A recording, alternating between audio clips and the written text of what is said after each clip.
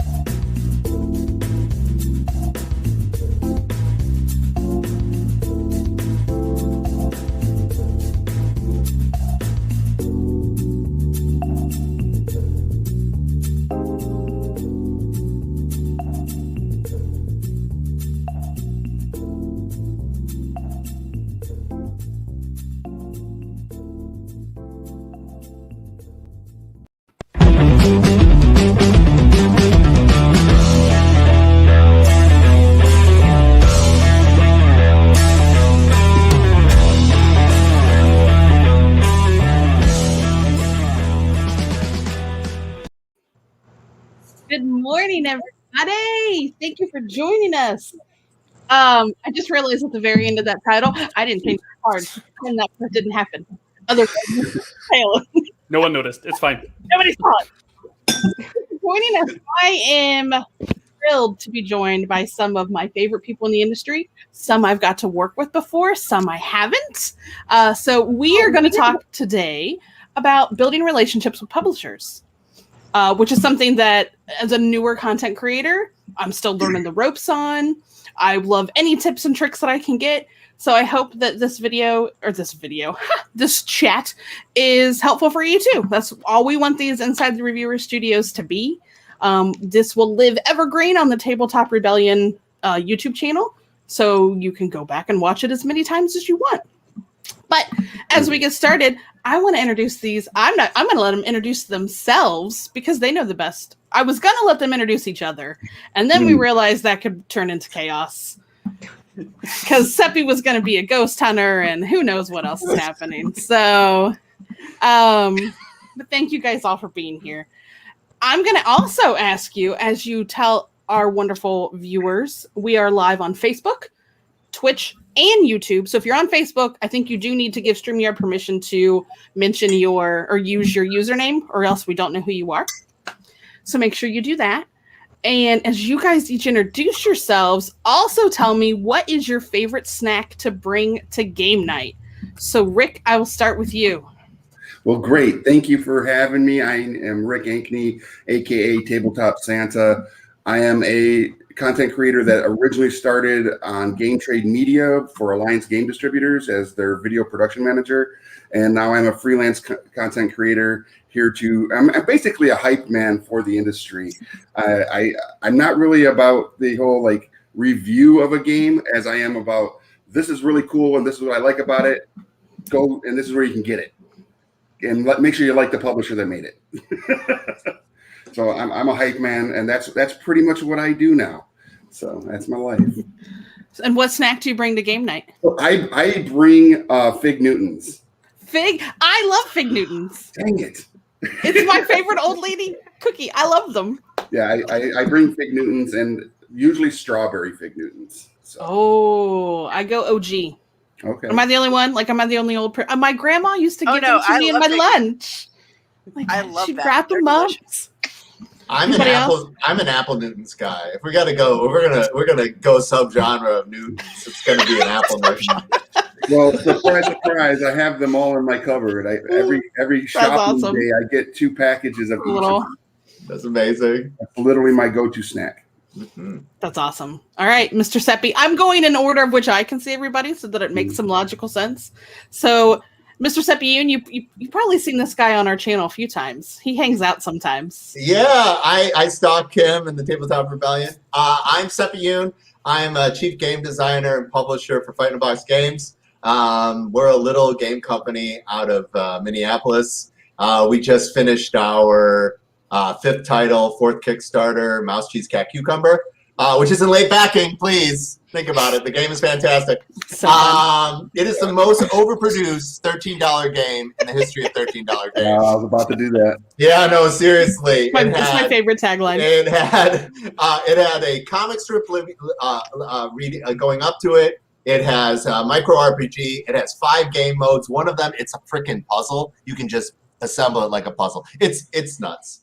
That tells you what kind of crazy person that I am. And currently, I think my gaming snack would have to be cashews.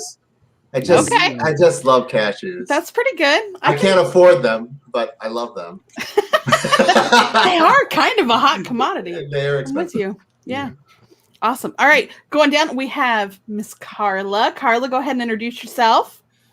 I'm Carla Kopp. Apparently, I'm frozen today, so my face is just going to be like it is now. A flattering picture, I promise. It's not the worst, so I've had worse days. Anyway, I am a game designer, developer, and publisher. I own Weird Giraffe Games and Galactic Raptor Games, and I also host the Game Design Live Chat. And my favorite snack for game night is pistachios.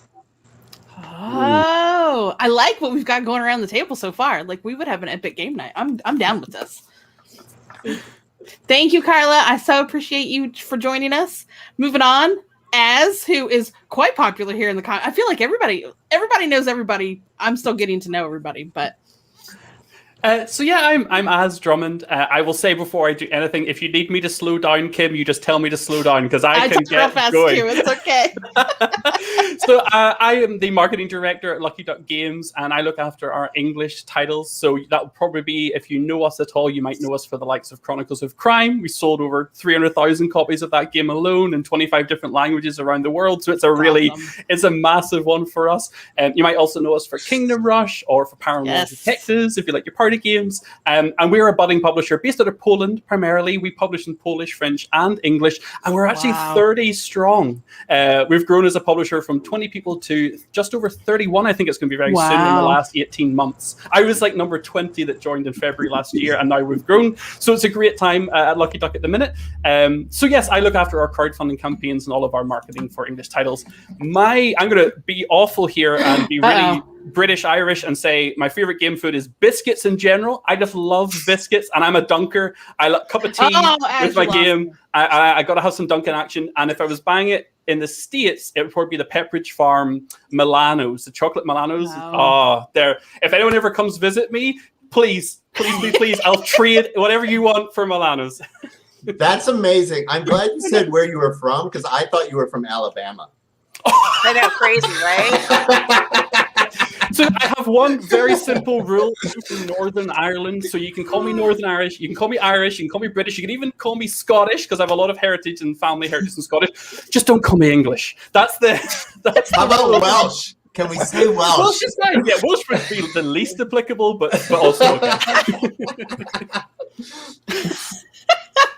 As I promise, we'll hook you up with some Milanos as soon as I can. Don't you figure out. tease. Don't you tease me. We'll make it happen. We'll make it happen.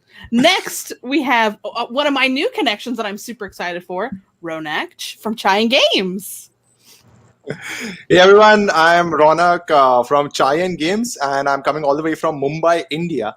All right, it's not too late over here. It's around 10:30. But I love this hobby and I love the people, right? So I started my own board game cafe 3 years ago.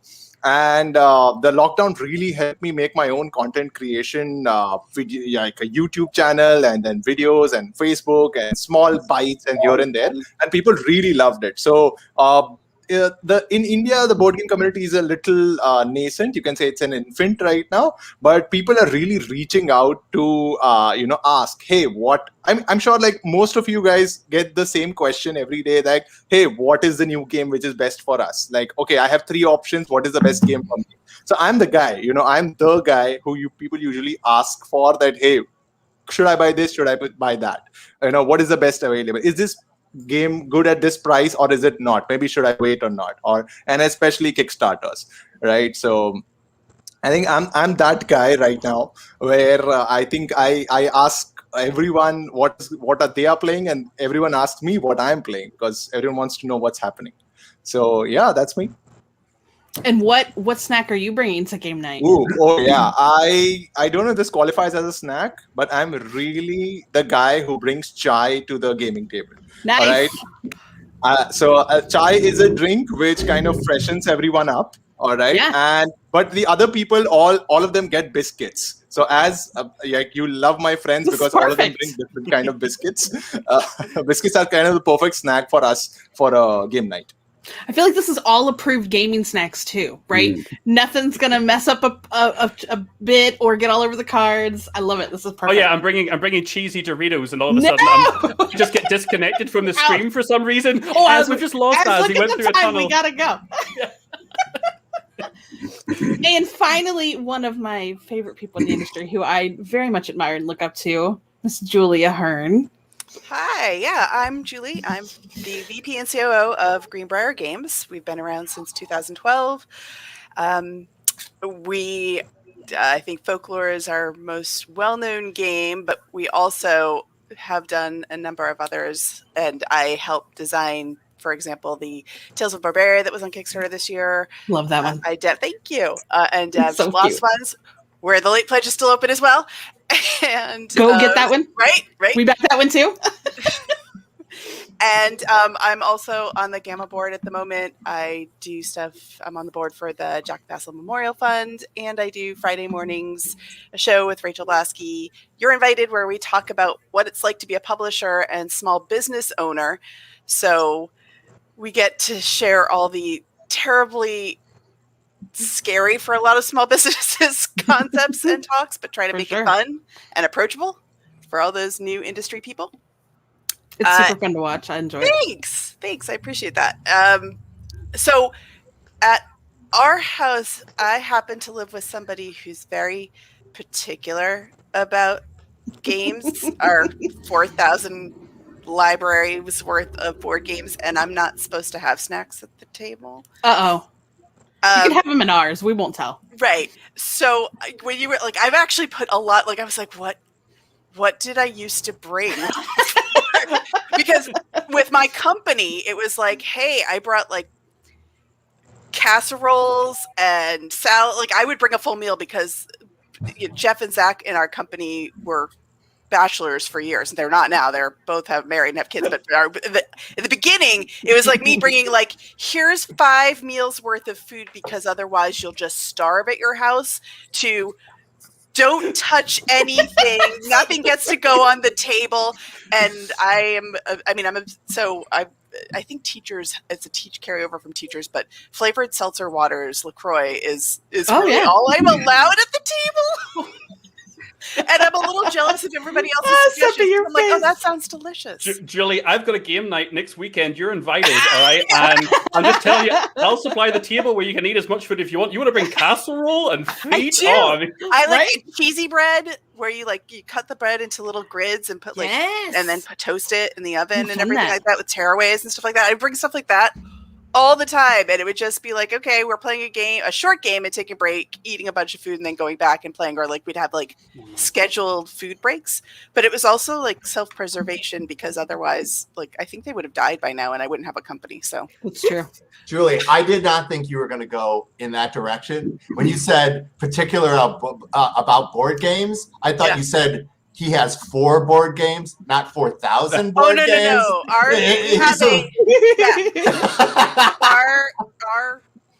entire downstairs is Calix's, like floor to ceiling. There's board games everywhere, and I'm not allowed to mess up any Don't of mess them up. Right. Oh, I love I it. have broken out chopsticks so I could eat Cheetos We have at a two. game table. I've done this as We a have thing. two. Smart. Love that. Yes. That's ingenuity. Yeah. Now I'm looking here. It's like we've got some great comments. I agree with everybody. What a cool cast we have here. I'm so stoked about all these amazing people that I get to hang out with this afternoon. So A+ selection. See? So I guess now I'm making a note that we could do a whole panel about gaming snacks. I guess I'll jump that down. Yeah. And we'll bring you all back, and that's what we'll talk through. So let's get started. And we're going to dive right in, talking about how we build these relationships with publishers to mutually benefit everybody, right? So, and per usual, if you're in the chat, feel free to comment, throw a question in there. We'll try to grab them maybe towards the end, or if it's relevant to what we're talking about, I'll try to throw it in there too. So if you're just getting started, what are some of the best tools to research a potential relationship with a publisher or a content creator to determine if you're even within alignment with each other? And this is one I wonder if everybody really does, but maybe it's something that they should consider. Are you in alignment with that content creator and the kind of content they produce, or is that the right kind of game for your channel? Is that the right, so what do you guys think? I've been waiting for Rick to do TikToks about Squad Leader.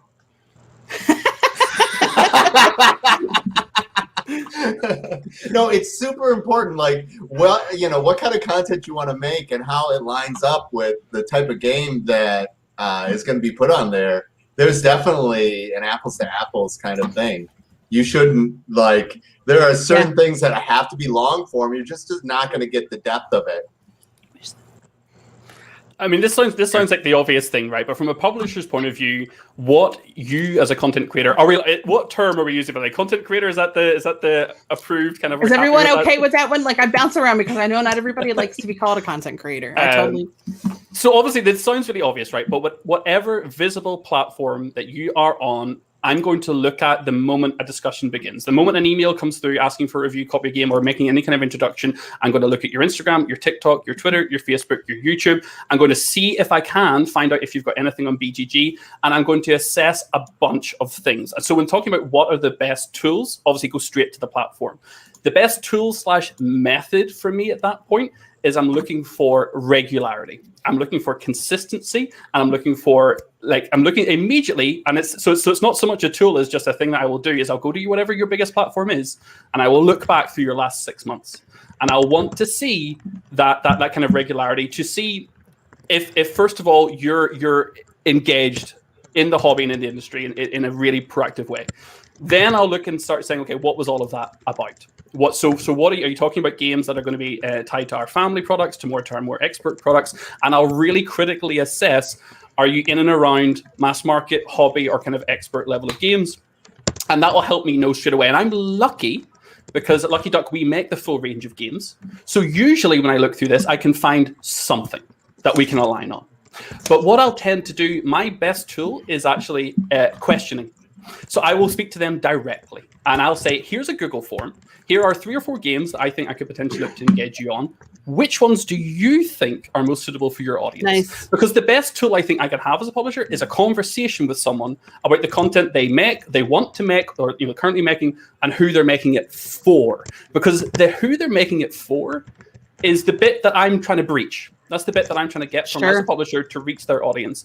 So it sounds silly and overly simplified, but for me, that is the most important thing. Their platform and an engagement and conversation to work out what they're doing from their own mouths. So go ahead. Yeah, for the content creators directly, Yeah. For me, I'm a little old school. I'm a little bit like Rick.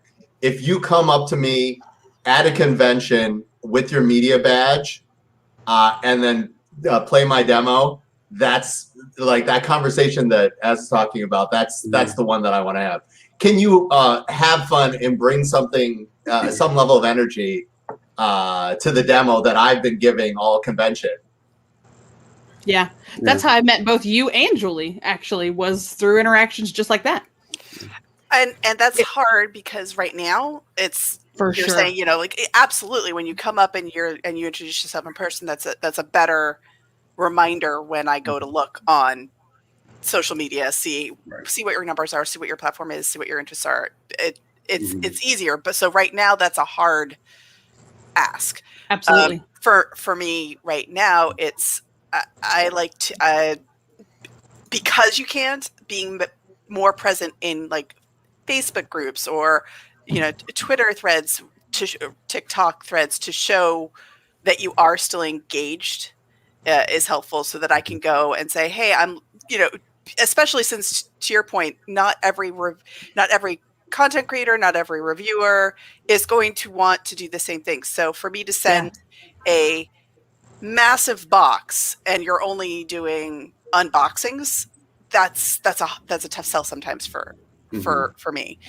We're not that big of a company. We like to try to be, but we're not that big. And so knowing being understanding that the publisher might not be able, being understanding that the publisher isn't going to be able to send every game to you every time, even if it's a game you personally want, if it's not the type of thing you do on your channel, being understanding that, okay, so you're going to get bears and you're not going to get folklore because that's what your target demographic looks like they're interested in. And maybe you personally wanted folklore, and maybe if you do a couple of reviews, we can work out something where I'm giving it to you as part of your cost or something like that. That's something that can happen, but I'm not going to send you something that your target audience is going to go, what is this? Because I think that's so huge. I think that's so huge because we see that a lot. Now, creators, so Rick and Ronak, what about for you? Like, are you doing that kind of research on your side to see if this is a publisher that makes the kind of games that I want to share with my community? So that's a great question, because I think I'm I'm a pretty different content creator than most in that, I have my own channels and my own platforms, but I'm more of a service provider content creator, if that makes sense. So if a company can't or doesn't have the bandwidth to make the content on a certain platform, TikTok is my preferred. Right now. I step in if they want to work with me, and I'll make the content for them on their own channels, right? And so for me, it's what the client wants, when I'm running their channels. But if I'm making my own content, I want to show that the game is fun, not necessarily, if on turn 2 and if you roll this, you're going to be able to move this and kill that. I'd rather be like, I had a great time with this game. I destroyed my opponent, and that's why I love this game. Or my kid sat down and played this game with me, and that's like pulling teeth. So now I love this game. Yeah. Right? Yeah. So I feel like and then of course I do other things where when it's not COVID, I travel around. And so I have a different relationship with my publisher friends, where if I'm going to go to a retail location and I'm going to be there for a week making content at their store, like in July this year, I'll be at Madness. This is a little bit of a pitch. So if you're in Dallas area, come visit. And I'm going to be staying there for almost a week. Wow. For Christmas in July, coming from Madness, which is going to be a blast. And those are the kind of relationships I want to build with publishers. Yeah. So it's a little different than someone that does a 2-minute review or the best 2-player games that are out there, if that's their shtick, or anything else.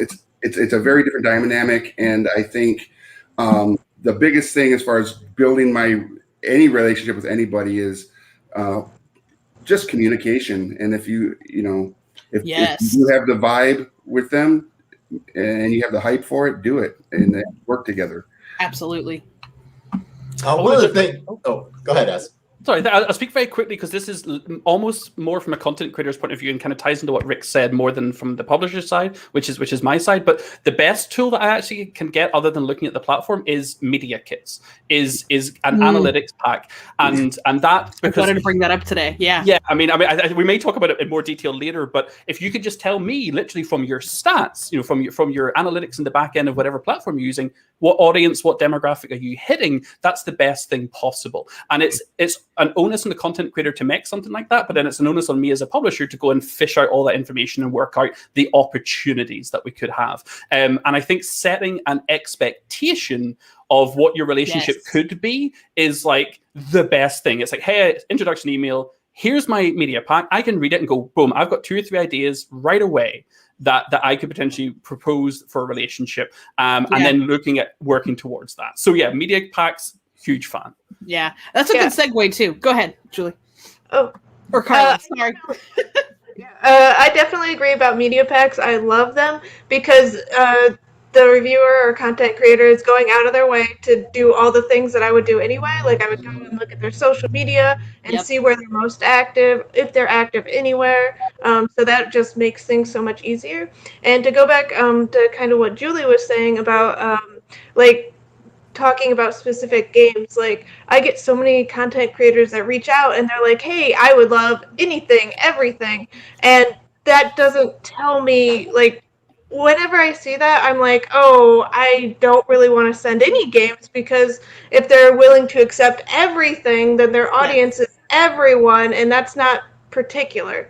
What would be way better is if they reached out and they're like, hey, I like Fire in the Library for this reason, and I think it fits my audience. Like talking about your audience in a specific game, or even like if you went through and talked about every single one of my games and why you liked it, that's perfectly fine if you really think that every single game is a fit. But just tell me like why, instead of like if you take everything, then that tells me that maybe you don't know what your audience is, and your audience isn't going to be receptive to like any of the games because you haven't defined what your channel does yet. Yeah. And that's a good segue. Let me jump here to our next question. Like, wait. We did not hear from Ronak, who I've been waiting for, because I have something that I want to say based on what he says. Back. I got you. Kim, come on, let everybody have a turn, Kim. Well, you guys just said what I was gonna say. So basically, what I look out for is that, like as said, that communication is the key. That when you are approaching a publisher, or if a publisher is approaching us, I think the first thing that you need to know is what are their goals, who is their target audience, when are they releasing the game, and if the game is already released, who are they hoping to reach out to, right? And what are their mediums of sales? So if Amazon is their primary medium of sales, and then what kind of content will work in tandem with Amazon as a sales platform, right? And if they're doing more on Instagram, which is actually people prefer in India right now, over Twitter or Twitch or BGG right now. So if Instagram, then we need to look at how Instagram works these days and what are the algorithms, right? And what works is, do Reels work better, or do something else works better? And that is where we could find like a common ground between what the publisher's goals are and how they want to release a game versus what you want. Yeah. Okay, it's not that, bring it out to me, like a game for kids, I'm up. A war game, I'm up. Just don't do that. Find what you like, and also tell the publisher that this is what you are in. For example, I love making how to play videos. Right? I'm not good at review videos that much and other stuff, but I love making how to play videos. Right? So I try to approach people that, hey, this is, if you want to make a how to play video for a game, you can let me know. Because that's what I like to do. Mm-hmm. Yeah, that's a great point too. Is if you're excited about a game that you're reviewing because it's one that fits your playing style too, then you're gonna bring more passionate content to whatever type of content that you create. And so that's how we kind of pick and choose a lot, because then I know that I'm going to be the most excited about it and then present it in the best way that I can to my audience, and that's what they're expecting from me, right? So to segue, to jump over now, what draws you to a smaller or even a new publisher or content creator? So you've got somebody brand new on the scene. What is it that piques your interest about them? All right, I'm gonna jump in because what Az said earlier is critical. I very much love new content creators, and I love the fact that content creators and publishers grow up together, right? I was super on board with Monique and Naveen before you play, and then they got a boost up. They treated our titles really well. Super excited that they're doing well and so forth and whatnot. And you're always, as a publisher, looking to see who's going to be that next person who's growing, and you want to encourage them. The one thing that you cannot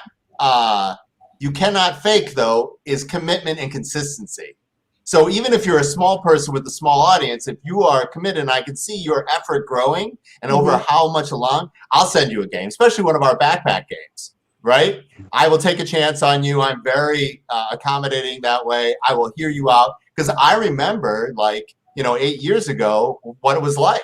And so I really want everybody to succeed. I feel like Brian Winter from I'm Bored in Madison always says, rising tides raises all ships. And I think that goes all the way across, from retailers to media people to publishers and all that kind of shenanigans. I like that you feel very strongly about that too, Seppy. I do. I leaned in. Seppy gets very serious when he leans into the camera. I mean, now, does anybody else have that? Is there something that catches you? Because sometimes there is that somebody has discovered a new way to create content that's exciting, different from everybody else. So is it that shtick, for lack of a better term, or is it just that they're passionate about what they're creating? Consistency first, Kim. It's consistency first. Makes sense, yeah. So on the content creator side, looking at publishers that are small, I look at passion in their project. That's fair. Right? Going to events like Toy Fair, and you go to the first year vendors, right, or that are in the basement, and they're in the far left side, and it's their first booth at a big show, and they have maybe one or two products, and you can tell that it doesn't matter who walks by. They're passionate about, hey, would you like to hear about my thing? Would you like to hear about my game? I will be the guy that stops and go, yes, please tell me about what you're pitching here. And if they're super passionate about it, that hypes me up. And then all of a sudden we're like, I'm standing there, hey, want to hear about their game? Want to hear about the game? And so when I see that in a publisher that is just putting their foot in the water, I will jump on board to help promote them in any way I can. Even if the game is not in a genre or anything that I'm a big, that I really lean into, but if they're super passionate, that really is a sell for me. Yeah, same with me. Like, I've met a really cool bunch of people, who are just starting out, and they could do, some their passion is what speaks for them, right? And the attention to detail, even though they might not know a lot about the industry, which is there in India right now, and I think the subcontinent over here, but the passion at which they pay attention to detail, even the small color changes, they make sure that they spend a little extra time and effort in order to make it done. I think those are the people who I want to work with. So, then I ask them that, hey, what would you need? If you don't mind telling me, more about your stuff, I'd be more than happy to sit down. Yeah. I'm going to be a downer for a second. Here I come to be. Everyone gets warm. No Milanos for you, Az. No Milanos for you. I'm going to be happy. Never mind. Don't take away my biscuits. No. So first thing, smaller or new content creators. I hate to be this way, but they are a dime a dozen. There are loads out there. I cannot tell you. I would probably say on average, I get 30 to 50 emails a week from content creators. And I would say all of those, I would say 20-30% are ones I've probably not heard of each time. And what is going to draw me to those smaller ones? Good first impression. So good first email, good, as we've already spoken about, many people here have already said that initial kind of interaction is very important in how you describe, and as Carla said, how you describe, Lucky Duck as a publisher and how that can potentially work with you and why you like the games. But importantly, I'm looking for something that makes you pop. Now, that could be quality of content. It could be your photos are amazing, your writing is outstanding, your videos are just really top level. It could be just passion, as Rick said. It could be energy level that I start watching your stuff and I just get drawn in. So I'm looking for just a little something that really lifts me and my engagement with you. So I'm looking for you to straight away, from whenever I look at your page or your profile or your TikTok, whatever it may be, that I just get, oh, okay, there's something here. Because unfortunately, I don't have either A, the time, or B, the number of copies available to send of all the games that might be asked. So if they're small and new, they've got to grab my attention. Sure. And you said the things that grab your attention is quality and a plan.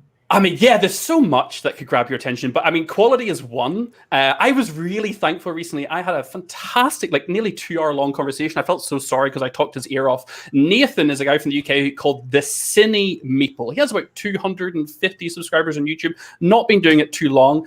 I had a phone call with Nathan. I was like, Nathan, I legitimately watched your videos and then spent 2 hours on your YouTube channel because I was just like, these are so attractive, visually appealing, aesthetically blown away, little bits of humor that kept me watching. And I said, Nathan, I reached out to him and I sent him the most joy. I apologized like 4 times in the email saying, I'm so sorry if this is coming on too energetic because I'm coming over like a crazy person, but your stuff is incredible. Can we have a chat sometime and let's make it a phone call if you can do it? I just had a conversation with him. And one of the best things that came out of that call was I asked him, I said, Nathan, what are you looking to do in the next 6 months or year or 2 years? Like, where? And he's like, I have no idea. I've just been enjoying making the content.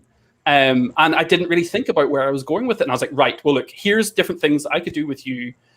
Tell me what works best. And what, with your time, you've got a family, you've got content to make. It takes a long time to do these high quality things. So in that case, it was quality by far that set Nathan and the Cine Meeple out as a thing that caught my eye. But that's not always the case. Like Sarah Shah and the 1-minute videos, I think, was something that blew up, 6 months, 9 months ago. And I've seen loads of those now. Unique types of content and presentation. It could be lots of things. It's hard to put I want to actually circle back and tie in a question from the previous question to this. One Pip Wonder said, how are reviewers to know if it will be a match? I feel these expectations for publishers are a little unrealistic. I don't. Now, I will say, so a lot of people, they start with, I want to do something. And that's the thing. If it's just, I want to do something, but you don't know what that something is, then yes, you're going to be lost in the crowd. I can think of 2 specific examples. Specifically, Robert, who started as Blue Meeple and then got pulled onto the Dice Tower, who's the co-owner of the 4,000 board games downstairs. He had attended a lot of conventions. He was a fan, and then he was a volunteer at Dice Tower.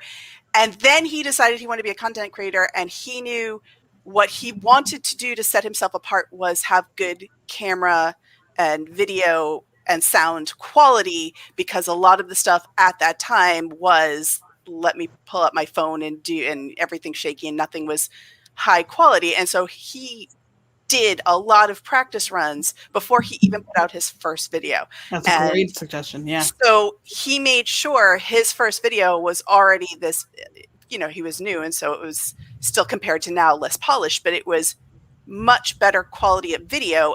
And his third video, Tom asked him to be on the Dice Tower.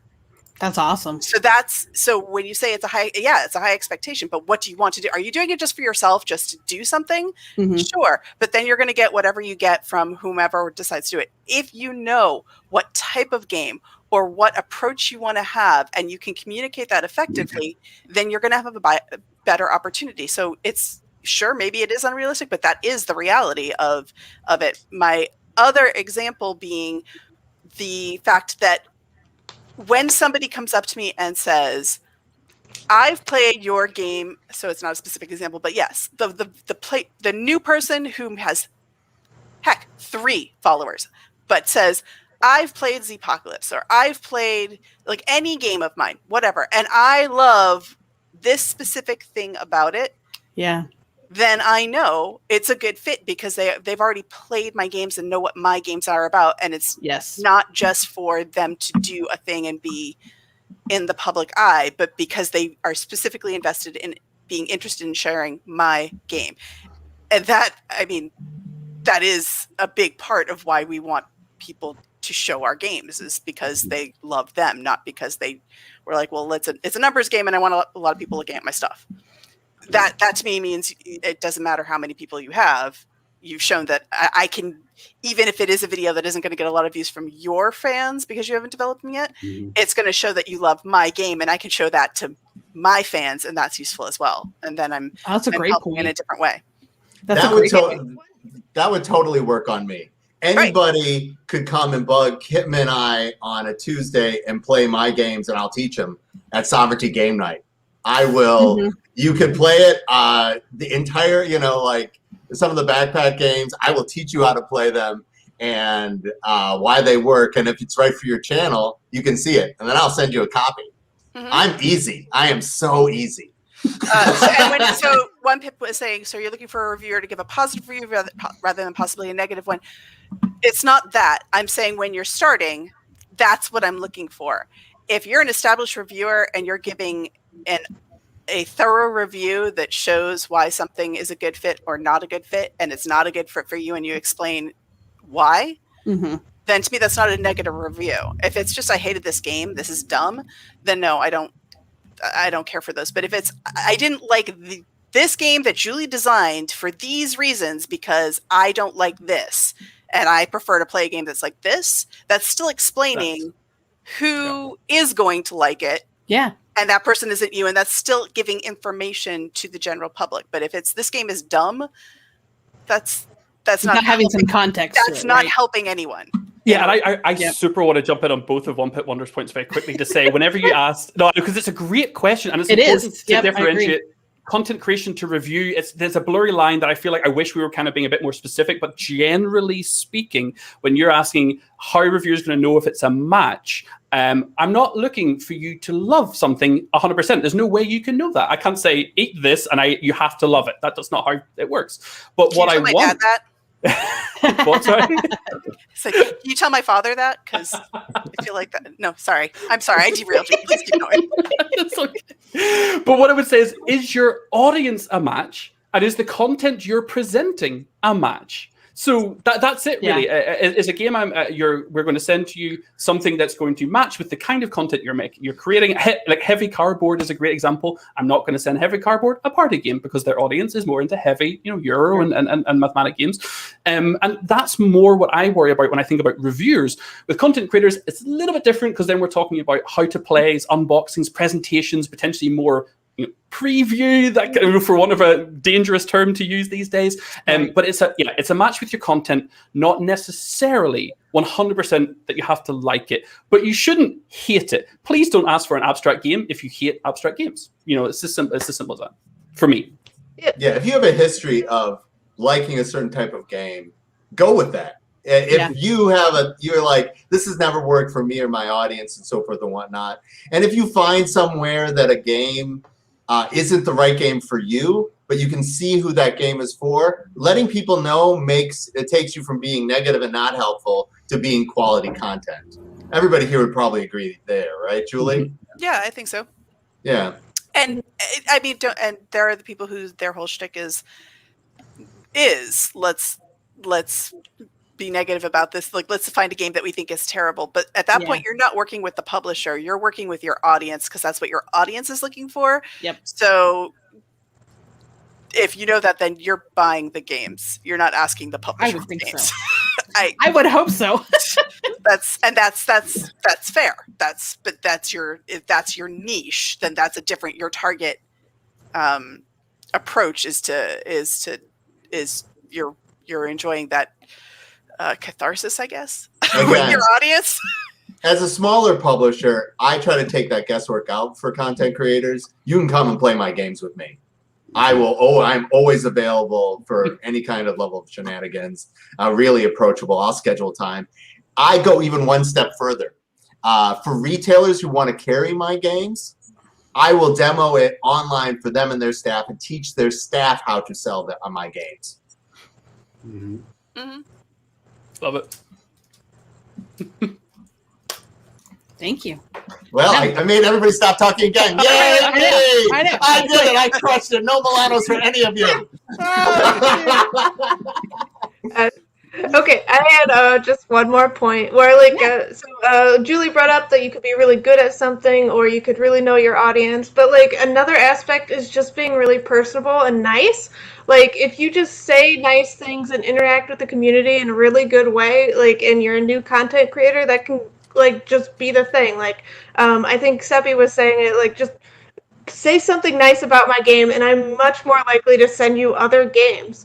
Like, just be a nice human that I want to interact with and be friends with, and that could be just all you have. Like, you don't have to be, like, super great at things or really know what you're doing, but if you are a good human, you know, you'll get more support than if you're mean or, like, refer to me as sir, or if you don't know my name. Yeah, Carla, that's a good point too. I think you need to have, and this is something that I've had to learn fairly recently, is before you start reaching out to publishers and want to start building this relationship, you need to have confidence in what kind of content you're producing. You need to kind of have a ballpark idea of what you're out there trying to do. Because I'll admit, early on, I didn't totally have that footing, and we were making lots of different kinds of content. And I still loved you, Kim. You and did I still loved you. And it took a little bit to figure out what worked for me and my time schedule, what worked for what we enjoyed playing, that we could bring the most energy to. And now that I've taken some time, shout out to Peter for helping me with that, but I've taken some time and got a better grasp of that I can go talk to a publisher and feel so much more comfortable about that first impression and that first introduction, and trying to find that match, because I'm here to build relationships with people and show off games that I can be passionate about. So there's a mutual benefit to both of us. I want to share games with people, and hey, maybe that's one of your games. Right. That was Kim's one soapbox moment for the panel. We'll push you back up there. Don't worry, you'll get a second one. It's all right. I'm checking real quick because this spawned some good discussion, like in the chat too. So I want to circle back. I know we briefly touched on like kind of your media sheet, right? So now the question is, like, what should a content creator do before reaching out to a publisher? So I kind of segued us there. Know what the heck you want to do, you know what I mean? Because I think this is where you start getting into some of the red flags, some of the not sending, copy and paste emails to folks and stuff like that. So what are your guys' thoughts on those? Well, one of the things I would recommend before reaching out to a publisher is much like they're going to investigate you, investigate them. Sometimes find out, what's the breadth of their content. And just as a reminder, not all content creators are reviewers, but all reviewers are content creators. Yeah. Right? So if you have a shtick, like, again, my shtick is also like market expansion, because I'm a true believer that if you give a game to a podcast that talks about games, you're hitting the audience that already is potentially going to buy your game. But if you make content around a game that you think is going to be really cool for the camping season, and you target it to all the camping groups on Facebook and everything, that's a totally different thing. So when you research a publisher, you're going to find something that is going to be like, oh, that is a game I want to do a content around, because my friends who are into camping are really going to enjoy this and put it on, or in tiny house living, or roving America in small vans and stuff, right? So finding out what the full breadth of the publisher is, and finding out like what their history is. Why did they get into publishing? Why did they, what is the whole reason behind their existence under their about page? Because they usually want to tell you that story, because it's usually a great story. Mm-hmm. And if you can connect to that story, you can talk a lot better about that publisher and their games. I made Kim write my bio, just so you know. I absolutely. Seppy and I have a special friendship over the last year of COVID that we spent a lot of time together. Nice.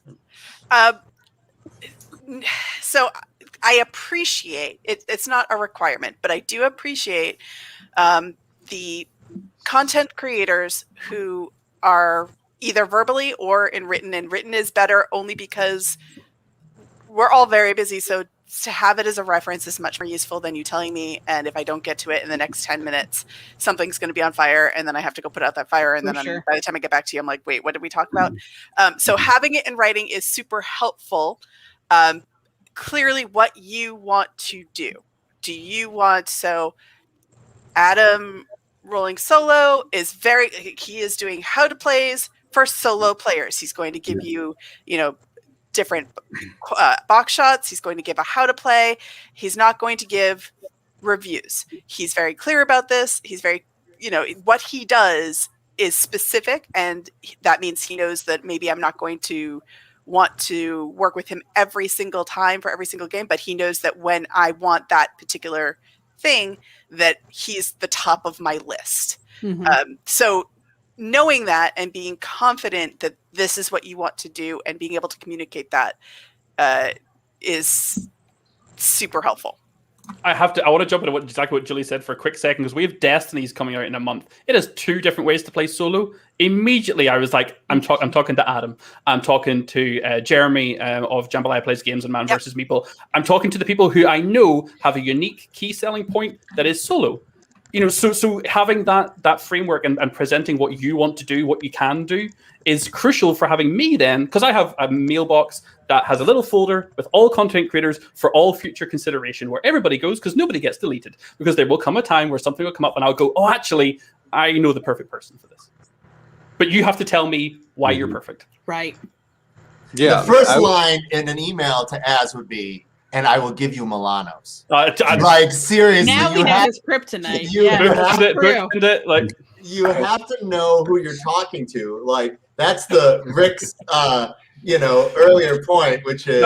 if you have that, facetiously, but if you do have a personal connection of some kind because you met them at a show or anything, mentioning that does not hurt, because, as delightful a human being as I know you all are, every single one of you, remembering who you are and putting a face to the name does not always happen like that. If I met you 3 years ago at one of the 30 conventions I went to that year, especially I would love to remember you like that.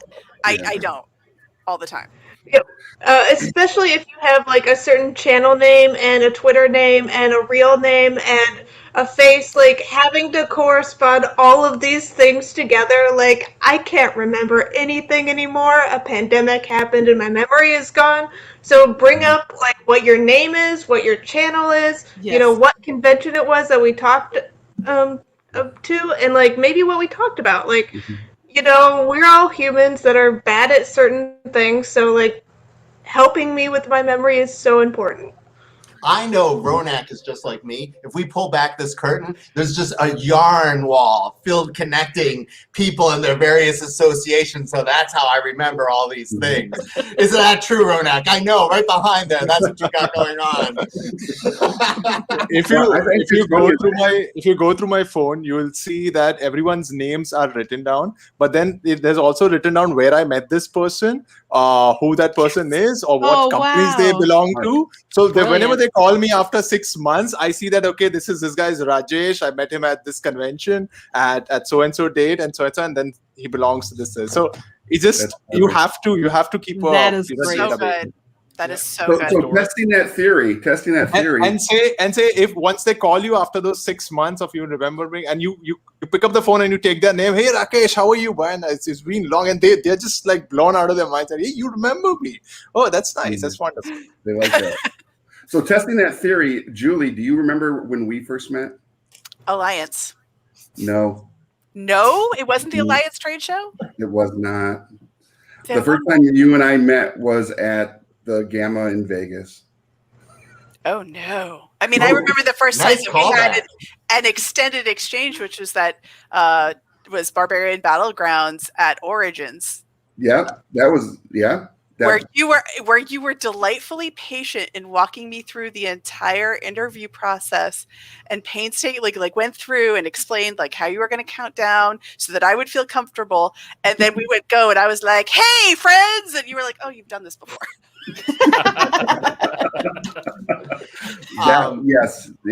That's actually what I think I'm best at, is interviews. Incredible. When I was an adult and I did marketing for software development. Yeah, when I was. I'm post-adult now. I did a marketing for software development companies, SaaS, software as a service.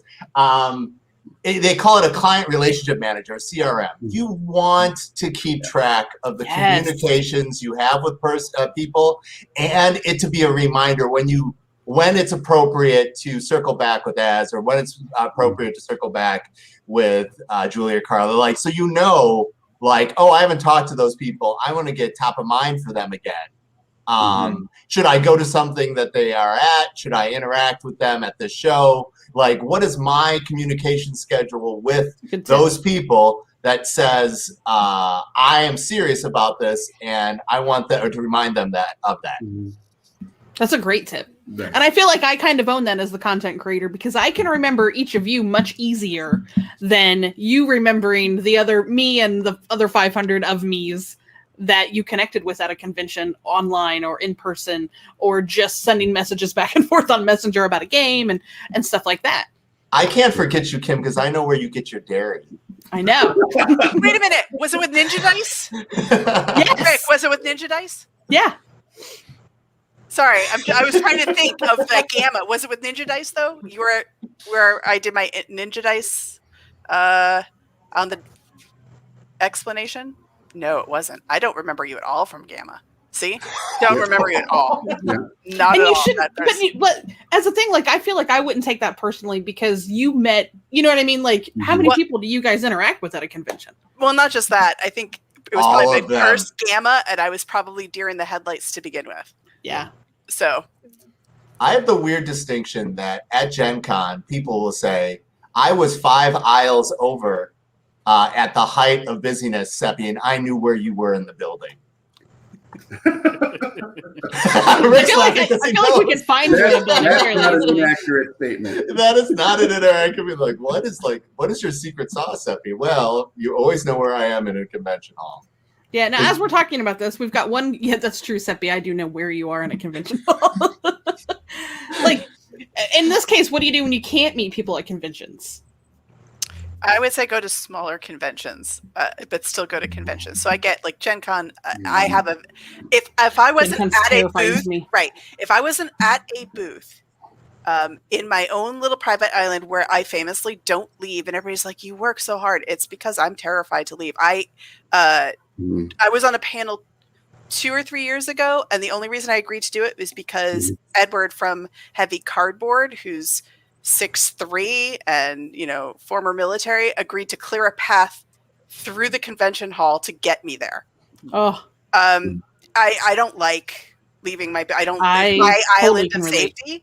So I understand this impetus. So I would recommend still go to your local smaller conventions, and yes, you won't see as many publishers, but you'll at least start to get a foundation of your local publishers and build from there with connections through them.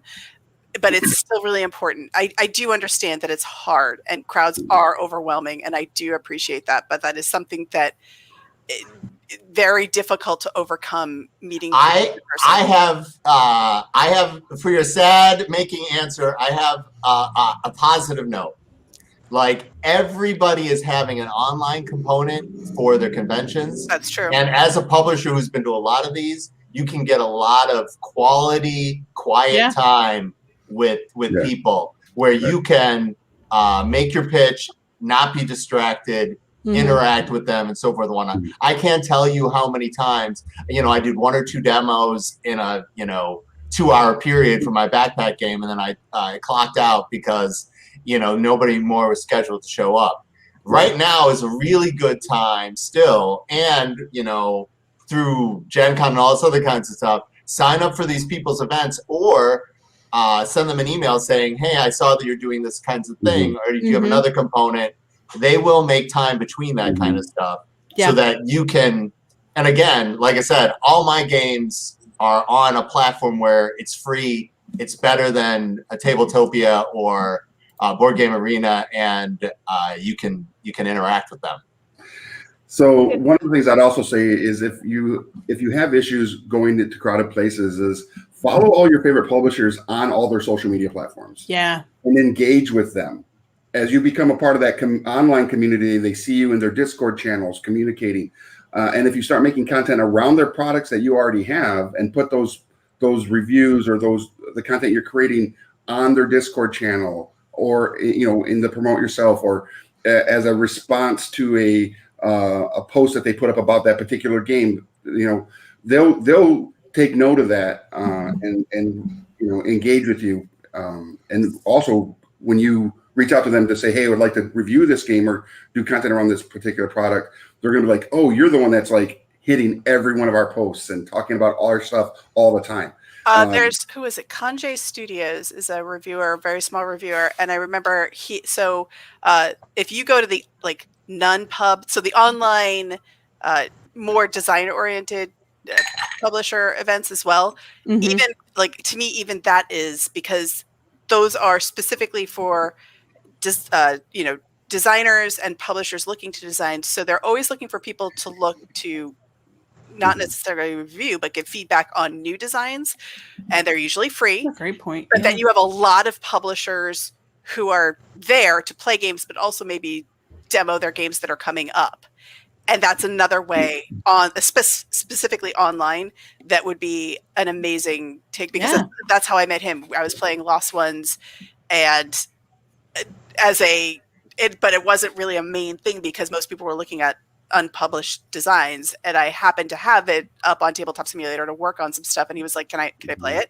And then that's how I got to know him as a reviewer, because he played it like 3 times. He just stayed on the chain. He's like, can we do it again? And other people kept jumping in. And then by then he was like, well, can I review it now? And I was like, yes, please do.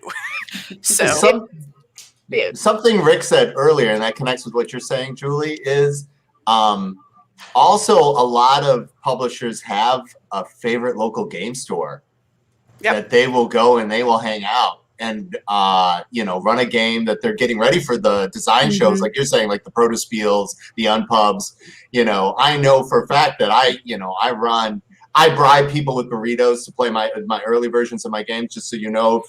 I'm gonna add burrito. I'm gonna add Milanos to that. We're just food apparently. We're food motivated. I'm like, here, please have this burrito to make me cry about this last 3 weeks worth of work. Here, come on, tell me the truth. But absolutely, if you find out where these folks are, is it Shanodin? Is that you can find out and find an environment, and they want you to connect with their games. Nobody wants anybody to be excluded from their games because of whatever reason. Right? I know we design around the whole usability of our games based on various aspects of folks, right? And so there's always a niche for you to connect with people if you're sincere about it and you're willing to make that extra concession. Yep. Yeah.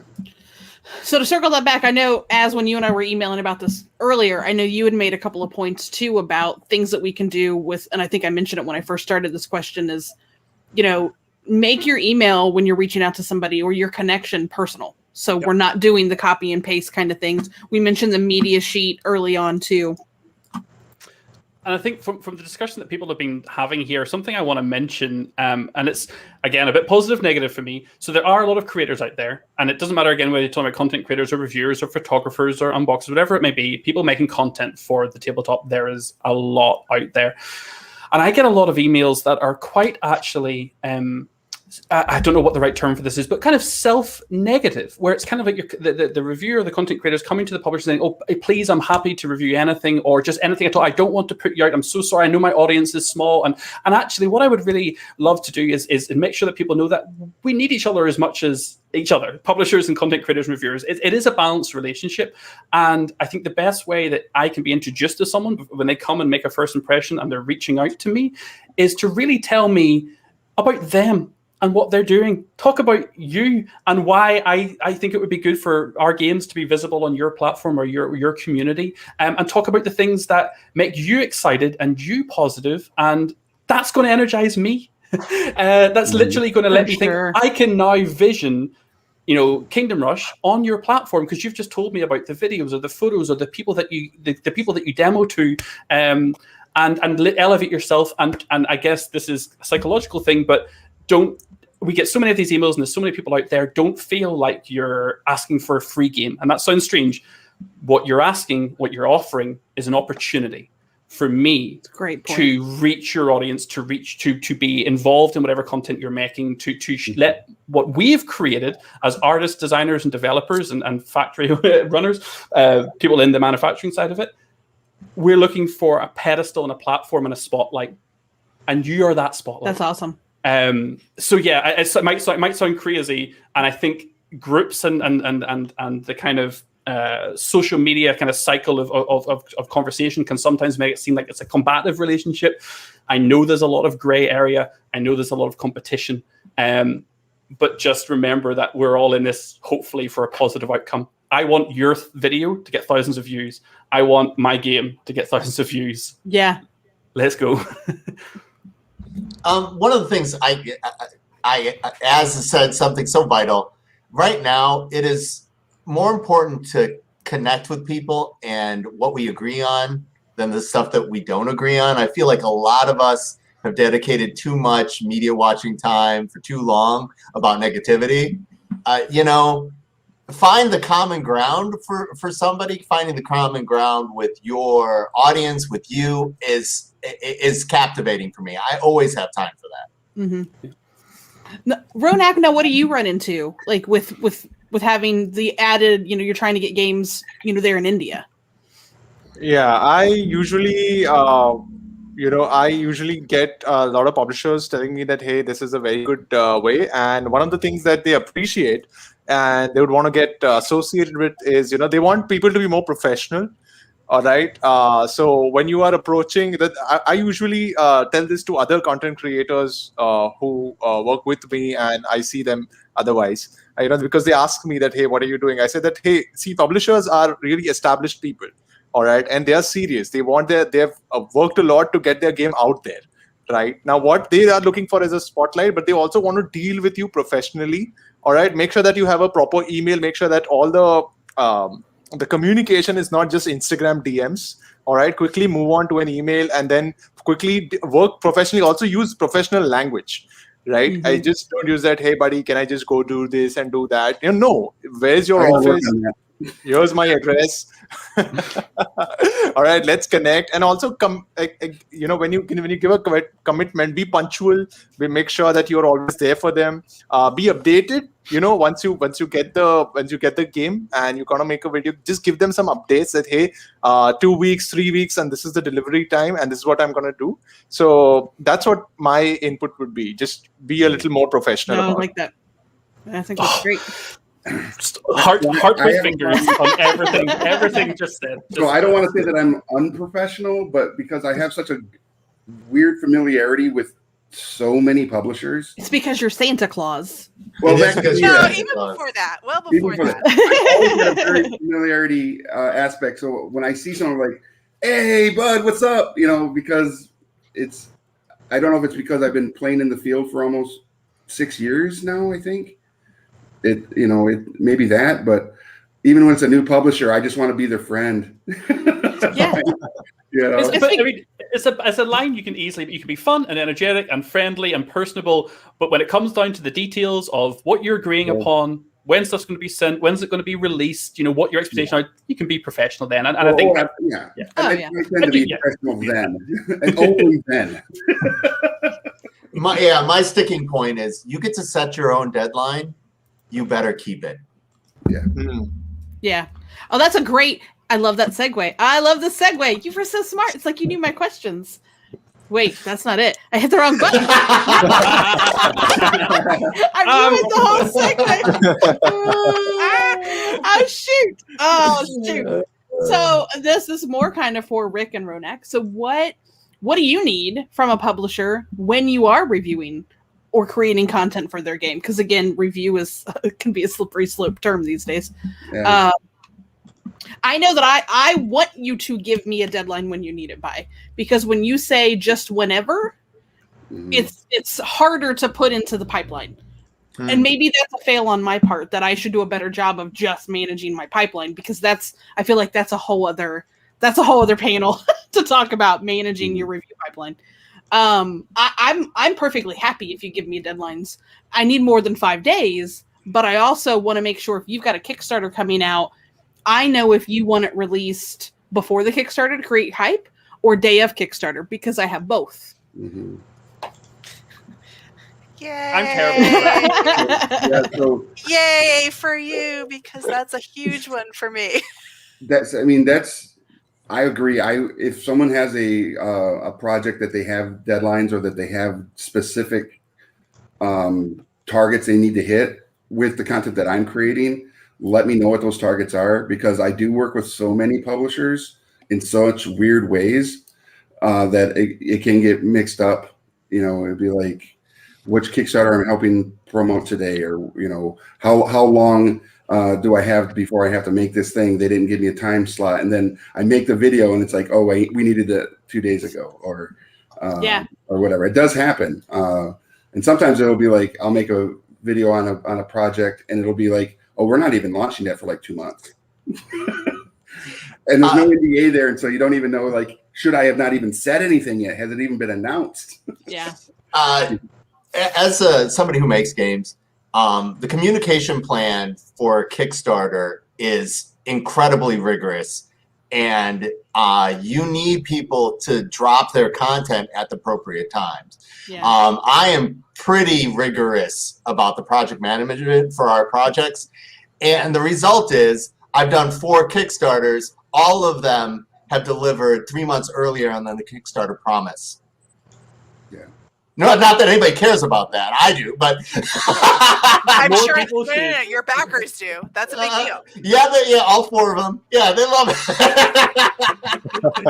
But understand that you are a vital part of how this game gets celebrated and then accepted by various audiences, and that you need to sound in when you say you're going to. And it's up to the publisher to give you a window.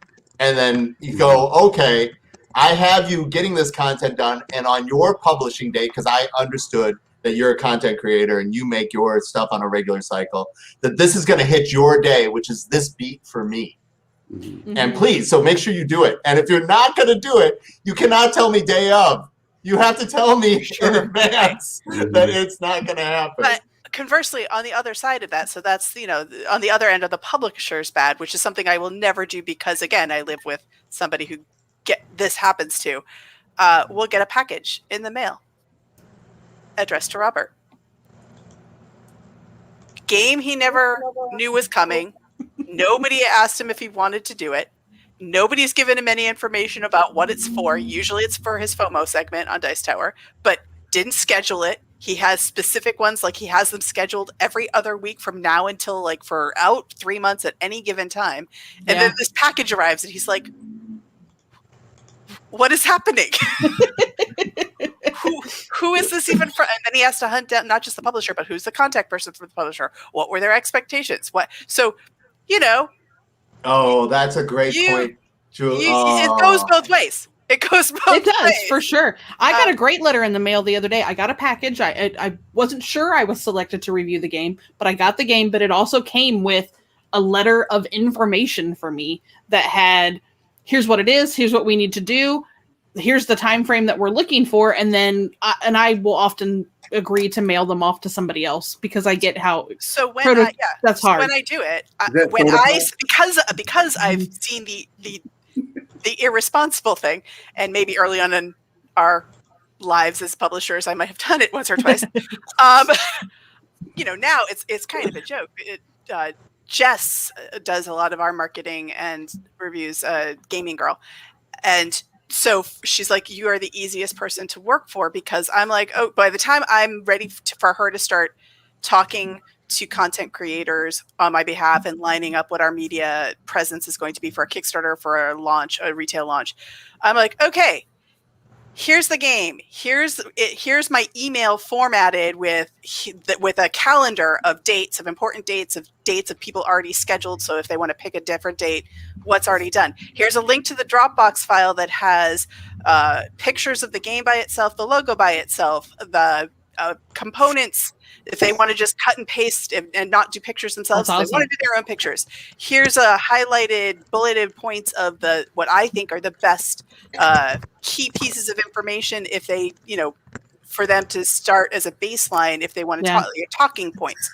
If they want to ignore all of it, it's fine. But if they need it because I said I need it by this date and now it's only 2 weeks and they have a whole backlog of things, they can use any of that information already and it's already available to them. So when a content creator, when I reach out to a content creator, they also get an email and it's like, here you go. As much or as little as you need. Go. Now, Julie hit on something that was so precious, and then she blew right past it. She was like giving so much gold, she did not realize that she dropped gold plus diamonds along the way. Okay, there are 3 opportunities on every title's success. There is, can I be part as a content creator? Can I be part of the Kickstarter communication plan? Yep.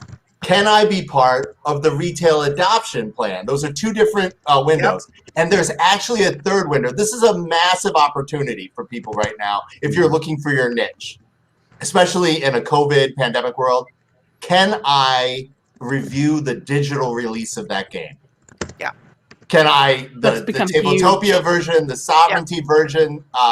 If you are looking for your niche as a content creator, right now, if you were doing which games I should be playing online and then lining up the publishers, because some people have great games like Kingdom Rush and they just keep on extending it out in various ways, and they would love that evergreen to come around and around and around. Now, as owes me Milano because I said such nice things. He has never even heard of my game before. But that being said, there are 3 windows. So if somebody says, not right now, you have 2 more opportunities to tackle that game with them. Well, do you have somebody for your retail release? That doesn't work. Okay. Has anybody done your digital presence for that particular game? That's a great point. You have 3 opportunities. Right. And most publishers are thinking in those terms is I need reviewers for wave 1. You are absolutely correct. Wave 1, wave 2, wave 3. And so maybe you aren't going to be wave 1 for this game or because you're new, but you might be wave 2 or you might be wave 3. And if you treat that 3rd wave as if it's still you're excited about it and it's the first time, then maybe you move up. So when you're new, that is another way to get in. I never even thought of that. I would almost say there's a 4th wave that is available too, and I learned about it as a Gamma board member for the Marketing Expansion Committee. Is like you said, you've got 1st wave Kickstarter, 2nd wave retail, 3rd wave digital, 4th wave expanding your market beyond what we already talked to, and that could be like if you have a game like Barbarians. That I think that would be a great. Again, I'm going to lean on the camping side because I'm camping, libraries, schools, whatever you're. Right. That's absolutely right. Right, yep. or like a game like Brewmasters. I would want to put that on content creators on podcasts that talk about beer, craft beers. I wouldn't. Which gets so many more reviews than board game reviews.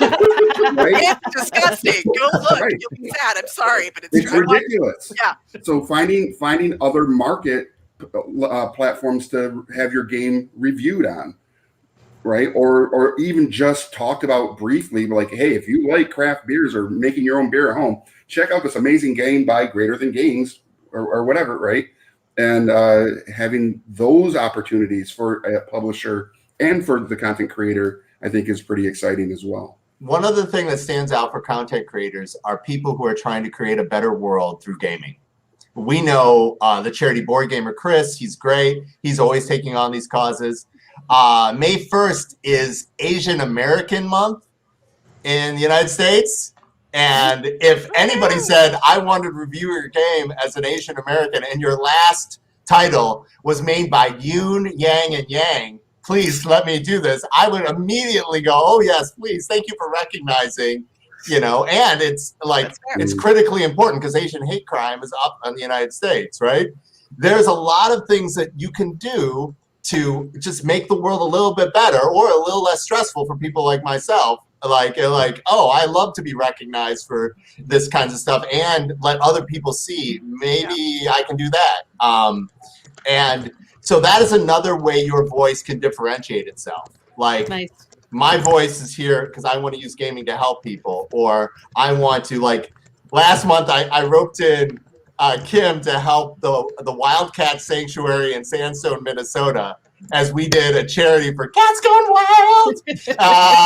And these are people who, you didn't know this, but the people who rescue the cats from the Tiger King, they apparently take those cats to the snowy north in Minnesota, where the cats are just hanging out with each other. And then there's an entire like charity based on cat ladies who just love giant cats. And so we helped that charity last month too. So think about how, what can I do to help others with gaming is a great way to. That's a great point. Yeah. I like that. Yeah, I'd like to. Yeah, go ahead, S. No, please.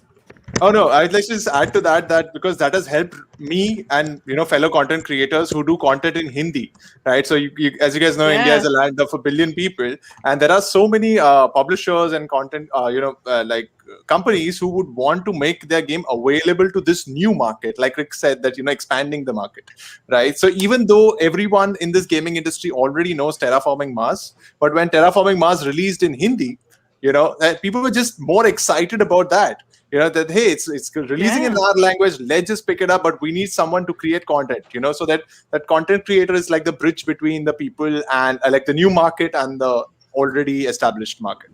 So that's where I feel that content creators can make their mark. Nice. Yeah, I mean, we are, as content creators and reviewers, we're the concierges of the gaming industry. It's a great term, yeah. We want to find out what you like and then give you a recommendation in the gaming sense. So, like, if I ask someone, what is your favorite movie genre? And they're like, well, I love Indiana Jones, and I love the Mummy series. And, oh, The Night of the Museum is really cool. Then I'd say, then you need to get Museum. Yeah. Right? So, yeah. I think, Ronak, I think that is your thing right there. You are like, that you're a concierge at heart. And it's awesome. Yeah, I get so many messages, Instagram DMs, Twitter DMs, and just calls from random people. Somehow, I think my emails and calls, my phone number is mixed up. So I get calls from people around India somewhere, and I just, spend some time to tell them that, hey, this is where it is available, because availability is a little bit of an issue in India right now. So even if they like a game, they need to make sure that. So now I'm at the point that I also recommend them the best price. Okay, so like these are the 4 websites it's available from, the other 8 retailers, but this is where, or just email the publisher. Sometimes I like the publisher, so I just email and they'll be good enough to send you a copy. Nice. Well, we're I'm going to jump in a little bit very quickly. Yeah, just to come back just very quickly on the information for the publisher. I think one of the things I'm very aware of in the European Union, and it's maybe not as big a thing in the States, but is GDPR, so data protection. And so I have a list of about 205 content creators and reviewers, a mix of people who essentially every time I have a game that's either that's coming up for availability where I'm going to have some copies to send, I will send a news kind of blast to that entire list. So it sounds a little bit painful, but it means if you would like a game from Lucky Duck Games, I'm going to send out those opportunities on a very regular basis with people that I have at least somewhat of an existing relationship with, and ask for your information every time. So your address, your number, what you're going to do with it right there and then. And as soon as I've then sent those copies out, which we're normally talking between like 12 and 24 on average, and I'll come back to something that Seppy said, which was incredible earlier. The steps were amazing. I will then email you with, coming back to what Julie said, key selling points, release date, when content would like to be out by, because as a publisher, I have absolutely fallen into the trap of saying, this game's coming out on the 20th of May, and I'm going to have it to you a month ahead of time. And people then say, okay, I'm going to wait to release my content until the 20th of May. And I'm like, oh, no. I really want it a little bit earlier than that to build the excitement and the awareness before it releases. Calendar.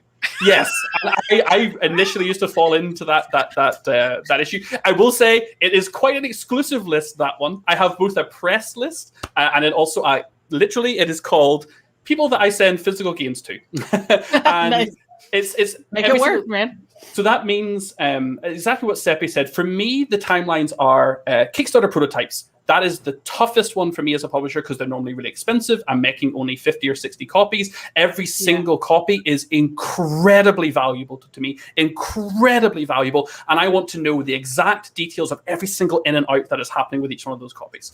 Then there's the air-shipped retail release. So we're like 3 months away from the retail release, and about 2 months prior, I get a carton or two, as a publisher, air-shipped earlier than the shipment that's going to send them to stores. Those are also very valuable to me, so I have to be very careful how I curate who gets those. And then we have the mass retail release. So you may not necessarily get a prototype. You may not even get that first airship batch. But then once we hit the retail release, I've now got them in warehouses. They're massively available. I can easily ship them for very low cost. Then I can still come back to you at that point. You know, so these points that Seppy mentioned are perfect. And even after that, what Ronak was saying, the reprinting and localization is massive. If a game is reprinting, if we're doing a second, third, or fourth reprint, you can be sure I want to send more copies of those games out at that time because it means there's demand. It means stock's running out. People are looking to get their hands on it. And I want to send more of those out again. And localization is such an interesting one because I get a lot of requests because especially Chronicles of Crime, because it's in 25 languages, I get a lot of requests from countries that I personally wouldn't deal with. And internally at Lucky Duck, we handle Polish, French, and English, but we've got 25 countries to cover that are outside of that. If you are able to put a little bit of research in as a content creator and find it's tough at times, BGG does help, but the correct publisher, it's really helpful. I'll definitely point you in the right direction, but a lot of times, if our logo's on the box, it doesn't necessarily mean that we were the one that published it in Hungarian or Russian or Serbian or Japanese or Chinese. And that's just a little bit of BGG research that you can do and go, oh, actually, this is who I should be after. So yeah, publishers, it's on us to give you that information. It really is on us to give that to you. And just so you know, it was Julie who started this whole thing. She just glanced right by the fact that there are multiple steps, and I just picked it up. You know, I'm a scavenger. You unpacked. I was like, oh my God, there's gold there. Oh my gosh. Oh, shoot. Oh my gosh. Is there chocolate in this wrapper? I'm taking it. I don't know. Well, we're pretty much, Seppy, I love you. We are pretty much coming up on time. So I want to make sure that, again, if by some crazy reason people don't know where to find you, that we can. So I want to make sure, give you guys a chance to share your socials.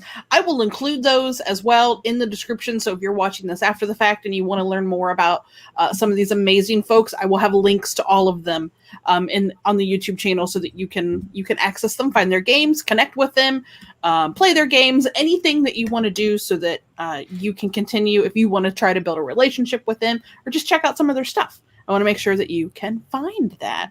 So let me go around real quick and we'll just kind of go through the line. Rick, thank you guys again so much for you guys are all so busy and you gave me an hour and a half of your day and that now this is out there for other people to use. I learned a ton of extra helpful things that I did not know. And that's what I want these to be. So Rick, where can people find you if they want to get on Santa's good list? Ooh, that's a great question. I am Tabletop Santa on all socials.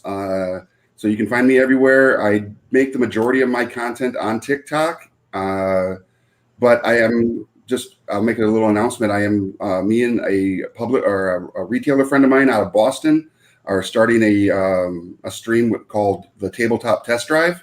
Nice. So it kind of rolls with my old Rick Rolls America theme. But we're going to be giving fan thoughts on games and retailer thoughts on games and bringing in publishers and creators to talk about whatever game we test drive that week. That sounds really fun. Nice. So keep your eyes and ears open for that. But yeah, Tabletop Santa everywhere. I look forward to talking to everybody. And if you're not on TikTok, you absolutely should be. There's some really big things coming down the pipe. I've been talking to a gentleman that was at Gamma from TikTok, and keep your eyes and ears open for like some stuff going on at Gen Con. Cool. Awesome. That's exciting. I watch it a lot and I watched your stuff and I know you told me you publish multiple times a day. I just haven't gotten brave enough to add one more channel to the things that you kind of juggle. So thank you, sir. No worries. Seppy, other than Tuesday nights hanging out with me, where else can people find you? Yeah, people should check out the Sovereignty Discord and come out. That's you want direct access to me. I'm all over there.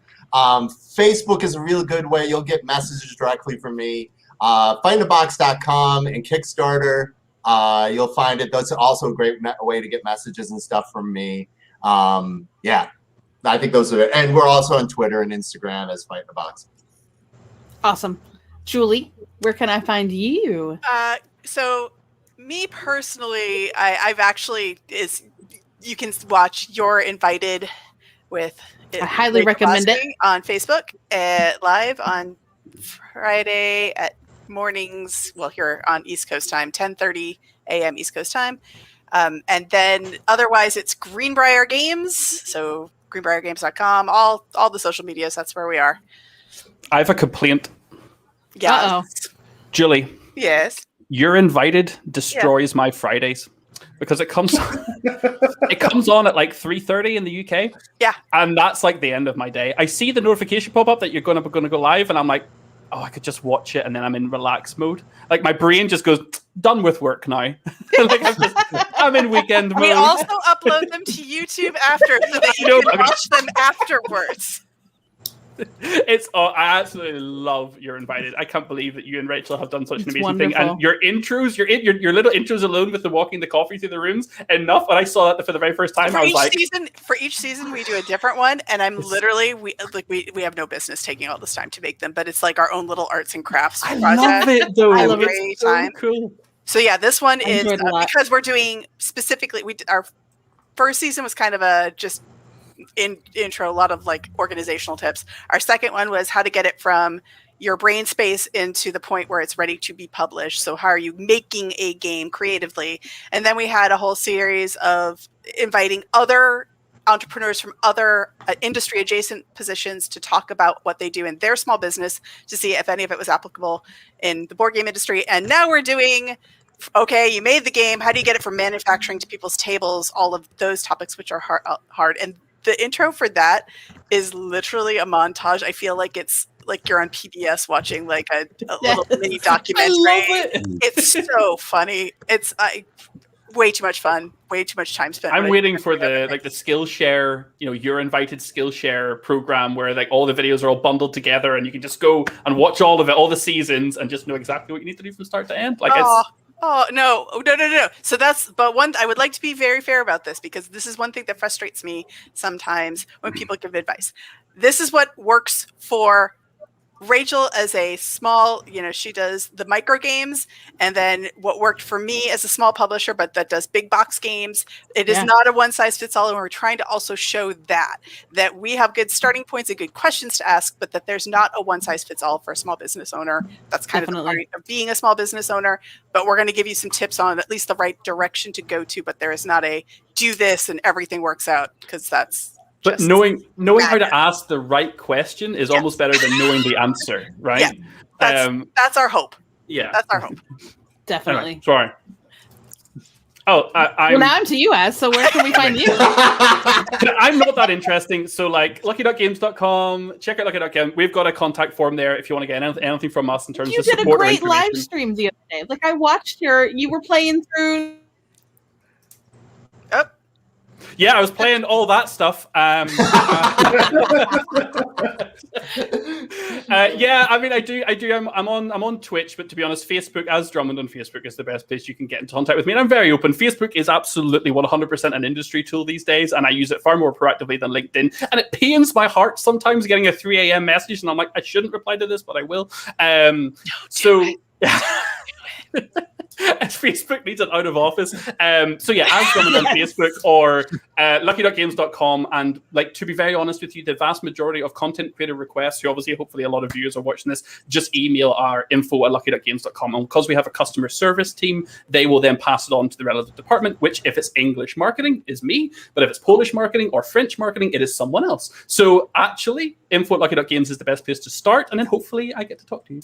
Awesome. Ronak, I know I see you on all the social medias playing games. I loved your most recent post too, but where can everybody specifically find you? People can specifically find me on two main places, which is actually 3, which is Instagram, YouTube, and Facebook. Like as just mentioned, that you do almost practically everything on Facebook right now. So yes, but YouTube is something where you should check me out if you want to look at my work. And I specifically like doing a lot of how to play videos. And my overall aim is to make games more accessible to people. Like shoot down the things which which come in the way. Availability. Knowing which games to play, because there are thousands of games out there, right? But which games should you play? Because sometimes your first game might make or break the hobby for you, right? And lastly, how can you get them? So I'm working with publishers right now to how to push the hobby. So make events, have community events all around India and all around the world, I guess now at this point, and how to push the hobby to new and more people, because people are usually very much interested in discovering new things, but to give them the right way, I think that is what I'm more about. That's awesome. And Carla, I know you had a little bit of camera trouble, but thank you for being here today. And where can everyone find all of your wonderful things? Carla, I can't Games on most social media. I do have a Discord, which is the very best way to get to me, which is at weirdgiraffegames.com/Discord. And I think I'm cutting out, so I'll just leave it at that. They play RPG on their Discord. It's super fun. I haven't gotten back to it lately, but she taught me how to play it. The awesomest she does on Sundays. She does practice for designers, pitch practice. So you can pitch and practice pitching to different publishers your game, and I've gotten to be on it a couple times to give feedback, which has been super amazing, because the creative brain space of so many designers that are out there that come to her show and then share their really cool ideas has been phenomenal. Yeah, I am so grateful to have such just a wonderful group of people that joined me today. Thank you guys so much.